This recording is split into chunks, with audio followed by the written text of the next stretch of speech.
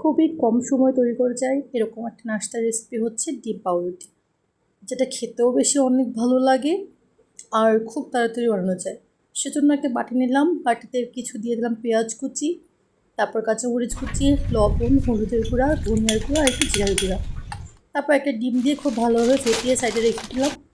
নিয়ে নিলাম 2টা ব্রেডগুলোকে আবার স্লাইস করে কেটে নিলাম। তারপর ফ্রাই প্যানে তেল একটু গরম করে ব্রেডগুলো দিয়ে দিলাম। ব্রেডগুলো দিয়ে ভালো করে এক পাশ ভেজে নেব, তারপর আরেক পাশ ভেজে নেব, তারপর ডিমটা যে ভেজে রেখেছিলাম সেটা উপর দিয়ে দিয়ে দেবো, একটু স্প্রেড করে দিব। তারপর একটু অপেক্ষা করব, নিচের দিকে ভাজা হয়ে গেলে এটাকে উল্টে দেবো। তারপর উপরে পছন্দ মতো সস দিয়ে দিবেন, আমি শুধু টমেটো সস ইউজ করেছি।